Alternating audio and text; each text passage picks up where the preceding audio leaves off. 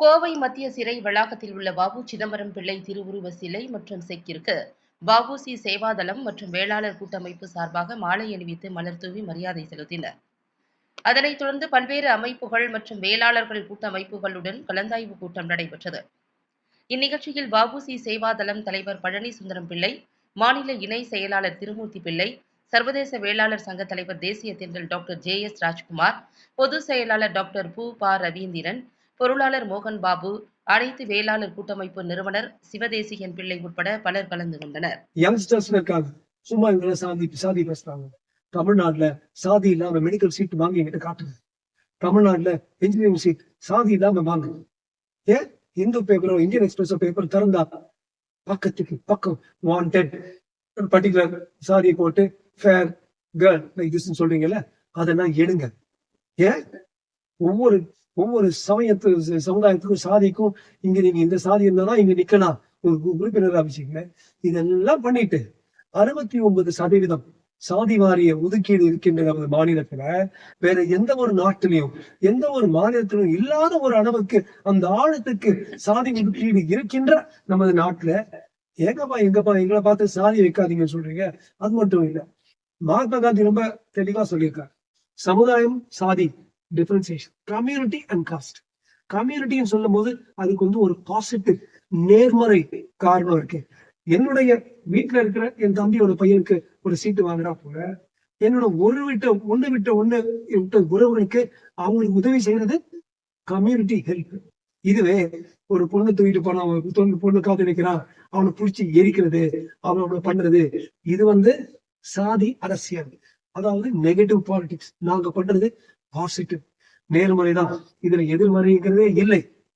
எவரெவர் சமூக நீதி என்கிற பெயர்ல நம்ம பார்த்து நீங்க சாதி பண்றீங்களோ யாராவது சொன்னாங்கன்னா எங்கை வயல் நங்கநேரி போன்ற இடங்கள்ல நடந்த அநீதிகளை முதல் சரிப்படுத்திட்டு வரணும்.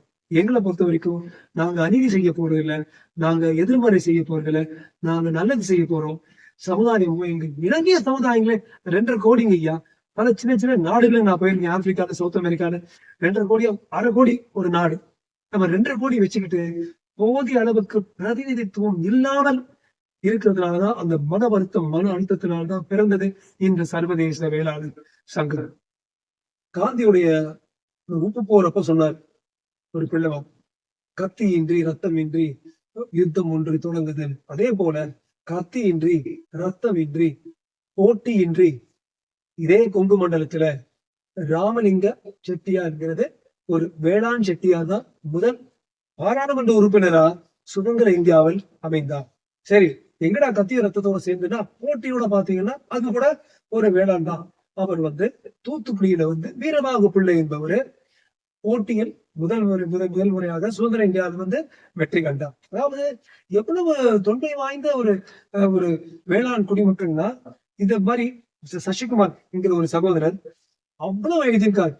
நாம இப்ப கொங்கு மண்டலத்தை உட்கார்ந்துட்டு இருக்கோம். கொங்கு மண்டல மற்ற வேளாளர்களையும் நம்ம உறவினர்களையும் பார்க்க வந்திருக்கு. இங்க இதை பத்தி சசிகுமார் பல்லாயிரம் பிரதிகளுக்கு சென்ற இந்த நூலை ஒரு நூல் இல்ல 2-3 நூல்களை எழுதியிருக்காரு. அப்பேற்பட்ட தொல்காப்பியத்திலிருந்து தொன்மை வாய்ந்த ஒரு வேளாண். இப்ப பாத்தீங்கன்னா பாராளுமன்ற தேர்தல் இப்ப நடைபெற இருக்கு. இந்த பாராளுமன்ற தேர்தலில் ஏதாவது ஒரு கட்சிக்கு நீங்க உங்க சங்கத்தின் சார்பாவோ இல்ல பேரவைகள் கூட்டமைப்பு சார்பாவோ ஆதரவு ஏதாவது தெரிவிக்கிறீங்களா? இதுவரை இந்த அண்மையில தான் சொன்ன போல இந்த சங்கத்துல நாங்க நிதி வந்துட்டு இருக்கோம். இதுவரை ஒரு பொது வெளியில இந்த சங்கம் ஒரு குறிப்பிட்ட ஒரு கட்சிக்கோ ஒரு கழகத்துக்கோ நாங்க ஆதரவு தெரிவிக்கல. நாங்க எங்க மக்களை ஒன்றிணைத்து அதுதான் எவ்வளவு வந்திருக்கோம். அந்த ஒரு அடிப்படை இந்த பின்புலம் வேலைகளை பண்ணிட்டு இருக்கோம். ஆனா எங்களுக்கு சில கோரிக்கைகள் இருக்கு. எப்படி நான் சொன்னோம், பாவம் செம்பரான் தூக்கிட்டீங்கல்ல, செல்வ பிள்ளையும் போடுங்க, லட்சுமணசாமி ராமசாமி அவ்வளவு பண்ணாங்க. இந்த முதலாளர் வச்சுட்டு லட்சுமணசாமி பண்றீங்க. அப்ப திராவிட கழகத்தை ஆரம்பிச்ச KM நாயர் இருக்காங்க. சென்னையிலே 2-3 இடத்துல KM Nair bridge KM Nair இருக்கு.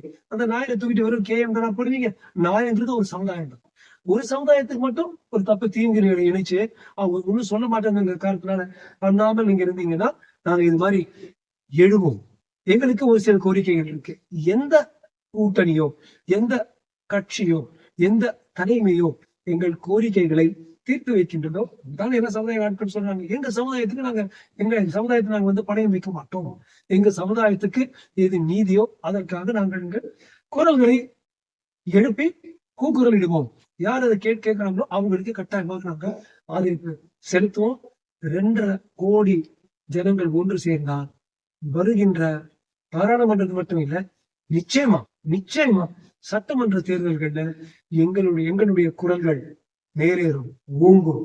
அந்த தருணத்துல இந்த நேர்காணல், இந்த பதிவு ரொம்ப அதிக விலை. அதாவது நீங்க ரிலையன்ஸ் ஷேர, மைக்ரோசாஃப்ட் ஷேர முதல் வாங்கி அந்த பங்குதாரர் வந்து பெரிய ஆளுங்க ஆயிடுவாங்கல்ல, அது மாதிரி இந்த நேர்காணல் அப்ப போடுங்க. அதோடைய வேல்யூ, அப்போ அதோடைய விலை, அதோடைய மதிப்பு, அதோடைய தாக்கம் அப்போ உங்களுக்கு தெரியும். சர்வதேச வேளாளர் சங்கத்தினுடைய முக்கிய நோக்கம், முதல் நோக்கம் நெல்லிக்காய் மூட்டைகள் போல சிதறி கிடைக்கின்ற நமது வேளாளர் குடிமக்களை ஒரே ஒரு கொடையில கொண்டு வரணும். இதுல நான் பெருசா நீ பெருசா இல்லைங்க. இப்போதைக்கு வேற யாரும் இல்லைன்னு நாம 2 பேரும் பண்ணிட்டு இருக்கோம். நாங்க சுத்தி பார்க்கும்போது எங்க சகோதரர்களை வந்து எங்களோட நல்ல ஆட்கள் இதுக்கு செய்யறதுக்கு இழுத்து போடுவோம். குடும்ப வாரிசு இதெல்லாம் நாங்க பண்ண மாட்டோம். எங்களுக்கு எங்க சமுதாயம் வளரணும், அதுக்கு எங்க உயிரை கொடுப்போம், எங்க ரத்தத்தை கொடுப்போம். சும்மா இது வந்து துபாக்கரா சொல்றது இல்லை. 60 வயசுக்கு மேற்பட்ட ஒரு நிலைமையில பேர பசங்களோட ஆடிட்டு இருக்கிறதுக்கு பதிலா களம் இறங்கி போராட்டத்துக்கு தயாராக 2 பேர் வந்திருக்கோம்னா அதுக்கு ஒரு காரணம் இருக்கு. சோ எங்களுடைய நோக்கம் ஒருங்கிணைப்பு. 2வது சமுதாயத்துக்கு நல்ல விஷயங்கள் பண்றது. ஒரே ஒரு உதாரணத்தோட முடிச்சிருக்கேன். ஒரு வேளாளர் யூனிவர்சிட்டி பல்கலைக்கழக நகரத்தை உருவாக்குறதுக்கு நாங்கள் வந்து முனைந்து கொண்டிருக்கின்றோம். பல வேளாளர் சங்கங்கள் கிட்ட நாங்கள் வந்து ஒரே ஒரு முறை தான் சொல்றோம், இது மாதிரி மனசுல இருக்கீங்க. இப்பவே நினைக்க முடியாத அளவுக்கு வேலூர்ல, பெங்களூர்ல, மதுரையில பெரிய பெரிய அளவுகள் நிலப்பரப்புகள் அறக்கட்டளை எங்ககிட்ட வந்துட்டு, ஐயா நீங்க இருக்கணும் இதுல, அது ஒண்ணு. 2வது வந்து இது ஒரு அறக்கட்டளையா பண்ணுங்க. நான் எடுத்து என் பாக்கெட்டுக்குள்ள போடுறதுக்காக நான் இங்க வரல. நேர்முகமா, டிரான்ஸ்பேரண்டா சென்னையில இருந்து கன்னியாகுமரி வரைக்கும் எங்க ஆட்களை தேர்ந்தெடுத்து ஒரு பெரிய அறக்கட்டளை உருவாக்கி 5000 பேர் நம்ம வேலை செய்யணும். 20,000 30,000 பிள்ளைங்க படிக்கணும். அதுக்கு வந்து நாங்க யாருக்கும் இல்லைன்னு சொல்ல மாட்டோம். ஆனா அதுல வந்து வறுமை கோட்டு கீழே இருக்கிற எங்க வேளாண் பசங்களுக்கு நாங்க வந்து சந்தோஷமா சிரிச்சுட்டு, இங்க மட்டும் இல்லை அதனால சிரிச்சுட்டு அவங்களுக்கு வந்து இலவசமா படிக்கணும். இது வந்து ஒண்ணுதான். இது மாதிரி எவ்வளவோ பண்ணிட்டு போகும். நீ சாணி அறியல் அங்க வந்து இது மாதிரி இளவரசம் கொலை மாதிரி நீ போய் வெட்டிட்டு வா, வேங்க வயல் மாதிரி போய் மரத்து போட்டுருவான்னு கத்து கொடுக்க மாட்டேன்.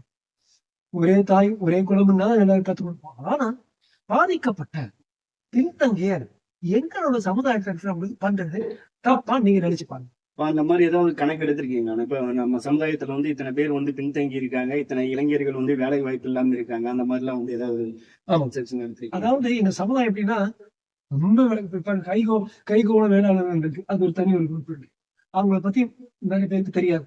அவர் செங்குந்தர், அது வந்து டைரக்டா வேளாளர்களும் ஒரு இளைஞர்களும் ஒரு இணங்கிய ஒரு சாதி சமுதாயத்துல நிறைய இருக்கு. அங்க ஒரு சில கருத்து கணிப்புகள் செய்யும் போது 27% ஓரளவுக்கு பொருளாதார ரீதியில அவ்வளவு அதிகமா வளரல. ஆனா இது நான் வந்து சிரிச்சுட்டே சொல்லுவேன், முதல்ல பிள்ளைமாரி இருக்கோம் பாருங்க, ஒத்துக்க மாட்டோம். அதனாலதான் எங்களுக்கு வந்து விளக்கலன்னு சொல்லுவோம். ஆசிரியனா கூட என்ன மாதிரி விளக்கணை போட்டு பிளேட்ல சொல்லுவோம். அது ஒரு வகையான கெத்து தாங்க. ஒவ்வொரு இனத்துக்குன்னு ஒரு சில தன்மைகள் இருக்கு. எங்க இனத்துக்கு வந்து எங்ககிட்ட இல்லைன்னு சொல்றது கொஞ்சம் கஷ்டமா இருக்கு.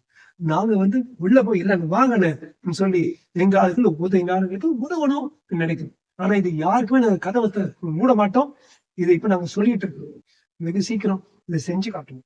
நீங்க கேட்ட கேள்வி வந்து எந்த அளவுக்கு விகிதம், எந்த விழுக்காடு அந்த மக்கள் வந்து தாழ்ந்த நிலையில இருக்காங்க, உயர்ந்த நிலையில இருக்காங்க, அதான் ஒரு கேள்வி இல்லையா?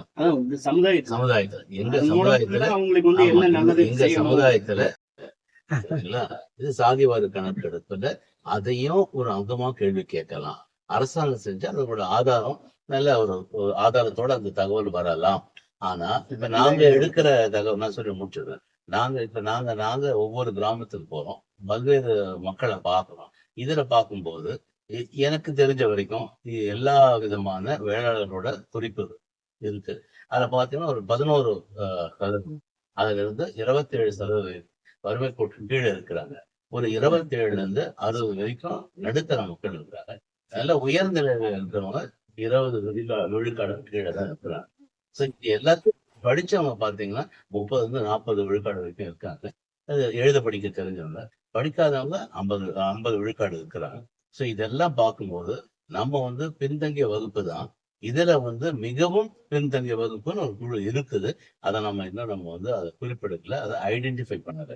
அதையும் பார்த்து அரசாங்கம் வந்து இது எங்க மக்களுக்கு, எங்க பல்வேறு தரப்பட்ட வேளாளர்களுக்கு அந்த ஒரு தகுதியை கொடுக்கணுன்றதுதான் உங்களோட எண்ணம். அதுக்கு உண்டான முயற்சிகள்ல இந்த இயக்கம், இந்த சங்கம் செய்யும். ஏன்னா இது சர்வதேச வேளாளர் சங்கம், அனைத்து வேளாளர்களுமான சங்கம். அப்ப எங்களோட தாக்கம், எங்களுடைய முக்கியத்துவம் அரசாங்கத்துக்கு தெரிகிற மாதிரி எங்களோட செயல்பாடு.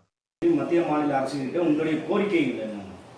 அடிப்படை கோரிக்கை ஒரு முதல் படி என்னன்னா, எங்களுக்கு போதிய அளவுக்கு மதிப்பு கொடுக்கணுமா. எங்களுடைய முதல் கோரிக்கை, முக்கியமான கோரிக்கை, அரசாணை முதல் கொண்டு எல்லா இடத்திலும் VOC பிள்ளை, வாவு சிதம்பரம் பிள்ளை என்கிற அவருடைய அசல் பெயரை எல்லா இடங்களிலும் உபயோகிக்க வேண்டும். இது எங்களது முதல் கோரிக்கை. இதை மாநில அரசு தீர்த்து வைக்க வேண்டும் என்று தாழ்மையுடன் கேட்டுக்கொள்கிறேன்.